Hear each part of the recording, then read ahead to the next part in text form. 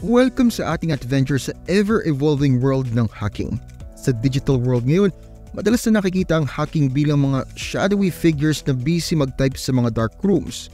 Pero ang dami pang sides ng kwentong ito. Grabe ng transformation ng hacking. Naapektuhan ito lahat mula sa mga personal devices hanggang sa global infrastructure. Ngayon, mag-deep dive tayo sa 10 fascinating ways na binabago ng hacking ang mundo natin. Mula sa pag-hack ng phone hanggang sa mga crucial battles para sa right to repair. Samahan mo ko habang dinidiscover natin ang mga unexpected at intriguing ways na patuloy na nag-e-evolve ang hacking. Pero bago pa rin ituloy yung diskusyon, make sure na i-hit mo like button at i-subscribe ang channel ko kung hindi mo pa nagagawa. At kung gusto mong ma-notify sa bawat bagong video ko, i-click din yung bell icon. Malaking tulong yun sa akin at sobrang na-appreciate ko yun. Nagawa mo na? Alright, simulan na natin. Ang phone freaking ay parang term na pang magic show, di ba? Pero ito talaga yung OG na hacking noong mga panahon na rotary phones pa ang gamit. Yung mga early tech wizards, kaya nilang i-manipulate yung phone system para makatawag ng libre sa malayo o kahit maglokohan gamit yung mga phone sa elevator. Imagine, stuck ka sa elevator tapos may nagsasabi ng jokes sa intercom. Kahit medyo nawala na yung mga old school tricks, meron pa ring sneaky secrets ang modern phone systems. Halimbawa, kapag ginamit mo yung *67 bago mag-dial, magiging private ang number mo sa caller ID. May nag-miss call na ba sa'yo? Tapos nagtaka ka kung sino yun? I-dial mo lang ang *69 para tawagan sila kagad. Kaso, tsambahan to kung hidden yung number nila. Ito pa, isang neat trick para sa mga smartphone users. Kapag tumawag ka sa company, pwede kang diretso mag-dial ng extension. Sa Android, tapikin mo lang yung 3 dots habang nasa call tapos magdagdag ng pause. Sa iOS naman, hold mo lang yung star key bago mo ilagay yung extension. Kung sa tingin mo astig ng phone hacking, maghintay ka lang hanggang marinig mo yung bagong playground ng mga hacker, ang mga baby monitors. Maniniwala ka ba na ang simpleng baby monitor ay pwedeng maging playground ng mga hacker? Karamihan ng baby monitors ngayon ay may wifi na at features kagaya ng video streaming at apps para sa smartphone. Para makita ng mga magulang ang kanilang mga chikiting kahit saan sila magpunta. Pero itong creepy part, may mga hacker na ginagamit ang mga gadget na ito para sa mga kalukuhan, hindi para sa good vibes. Ang mga tech trolls na ito, nakakapasok sa mga baby monitor nang hindi secured, tapos gumagamit sila ng mga nakakatakot na voice changers para takutin ng mga baby at pati na rin ng mga parents. Akala mo siguro mangyayari lang to kung may nakalimutang mag-set ng password, pero may iba pa. Noong 2015, isang security expert na si Chuck Beardsley ang nakadiskubre na maraming baby monitor ang kulang sa matibay na security para mga bahay na hindi maayos ang pagkakakandado. So, kahit mag-update ka ng software at magpalit ng password, baka hindi pa rin sapat para pigilan ang mga hacker. Anong payo niya? Well, minsan mas okay pa ang low-tech. Baka mas magandang gumamit ng baby monitor na hindi konektado sa internet para iwasan ang mga digital goblin. Ready ka namang mag-switch from creepy baby monitors papunta sa mundo ng mga farming? Hindi mo aakalain ang mga magsasaka ngayon ay nagiging hackers na rin. Kapag naisip mo ang hacker, baka nai-imagine mo yung isang tao na nasa dark room, super bilis mag-type sa computer. Pero pag magsasaka ang pinag-uusapan, medyo kakaibang vibe, di ba? Pero ito ang twist, maraming magsasaka ngayon ang nagiging tech wizards dahil kailangan. Ito ang Stitch. Yung mga malalaking kumpanya tulad ng John Deere, gumagawa sila ng mga tractors at farm equipment na may special software na nagla-lockdown sa machinery. Meaning, hindi basta-basta makakapag-ayos ang magsasaka sa sarili nilang equipment. Kapag may nasira, expected silang lumapit sa mga specific dealerships para magpa-repair. Pero ang mga dealerships na ito pwedeng sobrang layo at ang paghihintay sa tulong pwedeng magresulta ng pagkawala ng pananim nila na hindi afford ng mga magsasaka. Para makuha ulit ang control, nag-aral ang mga magsasaka na i-hack ang kanilang mga makina. Sa ganitong way, kaya nila mag-repair ng mabilis, hindi na kailangan maghintay pa ng official mechanic. Lumalaban sila para sa right to repair ng mga tools na pag-aari nila. Kahit sinasabi ng mga kumpanya tulad ng John Deere na pwedeng magdulot ng safety at maintenance issues ang hack na ito. Speaking of fighting for rights, ang susunod natin ay tungkol sa isang computer chip na hindi daw ma-hack. Tignan natin kung paano ito tumagal laban sa mga top hackers ng ating mundo. Nakarinig ka na ba ng mga nagsasabing walang bagay na hindi pwedeng ma-hack? Well, sinusubukan ng mga researchers sa University of Michigan na patunayan na mayroon nga. Nag-develop sila ng isang prototype computer chip na tinatawag na Morpheus na parang bida sa cybersecurity. Hindi ito simpleng chip. Para itong digital fortress na paulit-ulit binubuo uli yung mga pader. Para naglalaro ka ng puzzle tapos bawat kurap mo gumagalaw yung mga piraso. Ganun ang haharapin ng mga hacker sa Morpheus. Noong nakaraang taon, sinubukan ng 500 na magagaling na white hat hackers na hagilapin ang butas sa Morpheus sa loob ng 3 buwan. Kahit anong gawin nila, nanatiling matibay yung chip. Walang nakapasok na atake. Bagamat hindi pa natatalo ang Morpheus, alam ng mga nag-develop nito na hindi pa tapos ang laban. Parang hinahamon nila mga hackers sa buong mundo na subukan at pasukin ito. Ginagawang isang nakakaintrigang target para sa mga nais magmarka sa mundo ng hacking. At sa susunod nating kwento, lilipat naman tayo mula sa mga digital fortress papunta sa mas madilim na bahagi ng technology, ang ransomware. Handa ka na bang lumusong sa shadowy world ng cyber extortion? Ang Tesla ay sikat sa mga stylish nilang electric cars at yung sikat na CEO nila na may unique challenge galing mismo sa mga customers nila. Habang nagiging high-tech ang mga kotse, puno ng computers at mga social na gadget, ang pag-ayos dito ay trabaho na dapat para sa mga specialist. Yan ang gusto ng Tesla. Kaso dahil mahal ang bayad ng pag-aayos ng mga official Tesla service centers, yung ibang owners nagdedesisyon na lang na sila na lang ang kumilos. Imagine, sinabihan ka ng $16,000 ang pagpapaayos ng battery ng sasakyan mo. Nangyari to sa isang may-ari ng Tesla. Buti na lang, nakahanap siya ng isang mekaniko at ito ay si Richard Benoit na nagawang trabaho sa $700 lamang. Naging parang bayani tuloy itong si Richard sa Tesla community. Nag-o-offer ng mga repair sa thousands less compared sa estimate ng Tesla. Sa isang pagkakataon, naningil siya ng $5,000 sa pag-aayos na prenesyuhan ng Tesla ng mahigit $20,000. Kahit ang dami ng tatanong, tikom pa rin ang bibig ng Tesla sa mga high repair cost nila. Mag-switch gears naman tayo mula sa mga kotse papunta sa mga scam. Mag-ready ka ng matutunan kung paano nagiging malikot yung ibang scam artist sa paggamit ng phone calls para maisahan ng mga owners na payagan sila makapasok sa mga computer. Sa panahon ngayon, grabe ang diskarte ng mga hacker, hindi na sa pagkocode, kundi sa pakikipagtsikahan.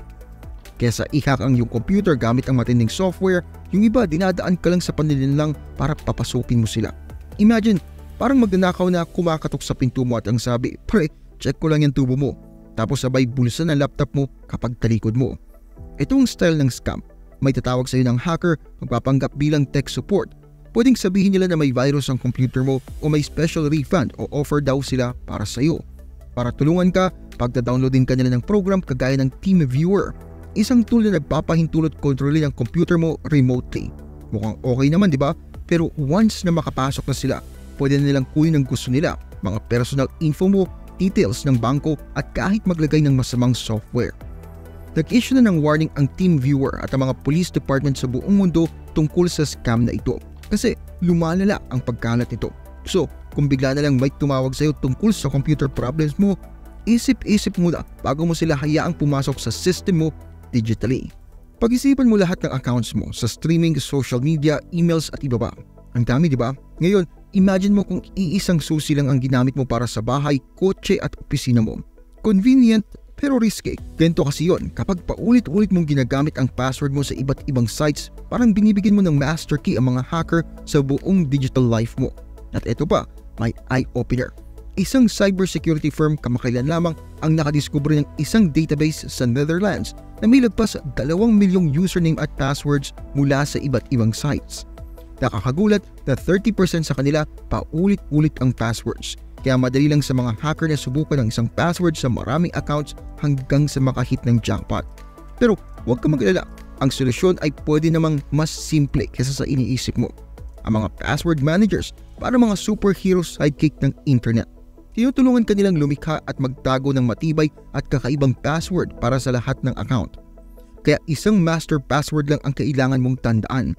Ito ay isang matalinong paraan para siguradong lock ang digital doors mo laban sa mga intruders. At speaking of keeping things locked, isunod naman natin ang nakakabahalang mundo ng ransomware. Ang ransomware, kahit parang pang spy movie, ay sobrang totoo at lumalala pa ang bantaya sa digital world natin. Imagine, isang araw gagamitin mo sana ang computer mo pero sa halip na mag-start, may lalabas na message na humihingi ng tatong para ma-unlock ito. Ganyan ang ransomware. Parang dinudukot ang data mo at hinihingian ka ng ransom. Lalong nagiging malala at nakakatakot ang issue na ito dahil sa paglitaw ng mga cryptocurrencies tulad ng Bitcoin, na nagpapadali sa mga hacker na mag-demand ng payment na ang hirap i-trace. Hindi lang mga small-time targets ang tinatarget nila. Ngayon, pati na rin mga malalaki at critical systems. Halimbawa na lamang, noong 2021, tinamaan ng ransomware attacks ang mga malalaking lugar. Yung Colonial Pipeline na nabibigay ng kalahati ng gasolina sa East Coast ng US na disrupt at nag-cause ng malawakang shortage ng fuel.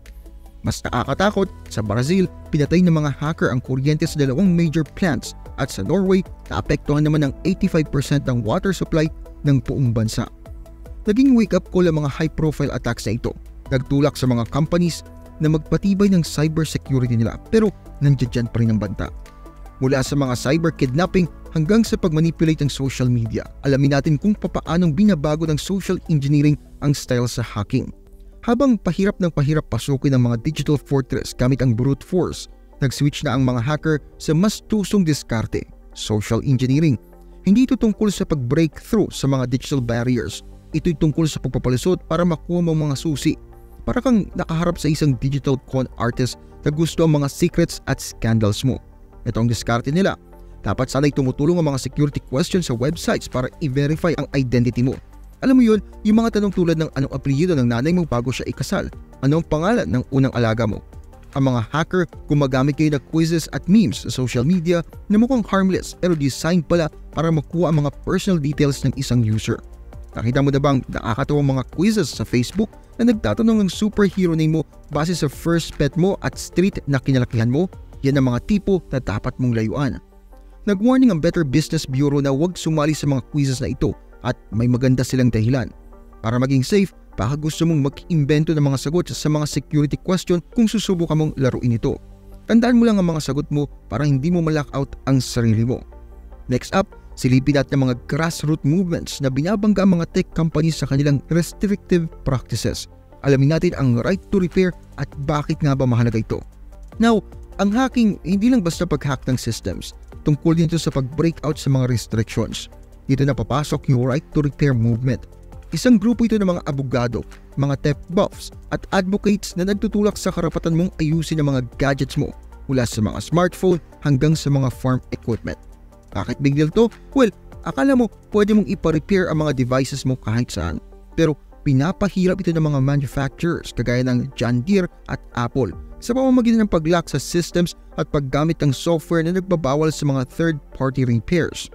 Parang bumili ka ng kotse, pero sinasabi sa iyo na doon ka lang pwede magpa-service sa mga specific dealership na grabe naman kung maningil.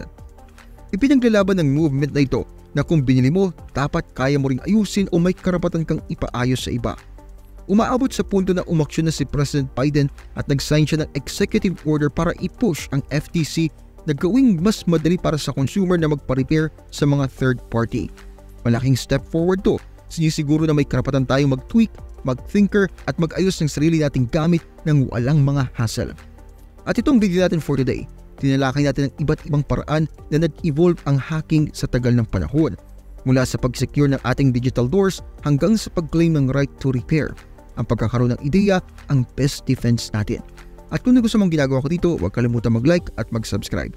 Maraming salamat sa panonood at kita-kits tayo sa next video. Maraming salamat po sa inyong panonood. Kung mahilig kayo sa history, mystery, religion, urban legends at iba pa, paki-subscribe naman po ang isa kong channel, ang Libro. May bagong videos po every week. Paki-like at paki-follow na rin po ang aking Facebook page. Muli, maraming salamat po. Meron po tayong member content, paki-check na lamang po ang playlist. Marami-rami na rin pong nakalagay doon. Muli, maraming salamat po sa inyong patuloy na pagsuporta.